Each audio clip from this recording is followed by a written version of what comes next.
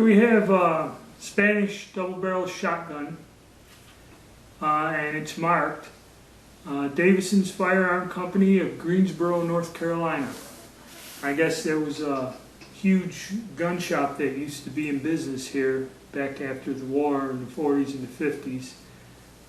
They're no longer open, they closed, but it's just your basic plain Spanish double-barrel shotgun with the company name. They had them made, had the company name stamped on there. And it's just an older gun. It's not an expensive or rare gun, but it's kind of quite interesting.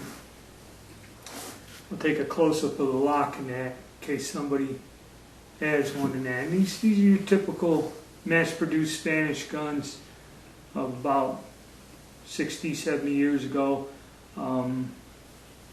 You come in, you see it has engraving on the barrel and on the receiver all over, kind of giving it the air of an expensive shotgun. Get a closer look at it. And it's pretty neat engraving, you know, that they got in there. I mean, it's a nice looking gun, you know, safety. And it has two triggers instead of one trigger. This trigger trips the right barrel, and this back trigger trips the left barrel. It's basically a very simple action. You know, they're still made by the Chinese, by Cal. The Russians make a version like this with the two triggers, and it's all basically the same type of style of action. You know, the wood's fairly decent on this for a, let's call it a low-end gun. It's got a little metal placard in there, and it's homemade, carved up butt pad job on there. I took this out to the range and actually fired this after I cleaned it. And a lot of the old timers, oh yeah, I bought one of them back when I was in high school. I used to hunt doves with it, you know. And it's got a 26-inch barrel. It's got a mid bead on there in the front bead, which I always like. I always like a shotgun with a mid bead. Get a look at it right there. There's your mid bead and your large bead up on the front. So you got to help you center up and align it. And the gun was in good shape. The reason the guy panicked is he had a lot of rust down in here in the chambers and the back end of the barrel. And he wanted me to get that all cleaned up and hope that, you know, it was to the point. It cleaned up pretty good.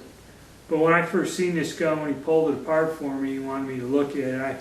I got nervous that the chambers were rusted so bad that the gun wouldn't function right anymore, you know, would be damaged.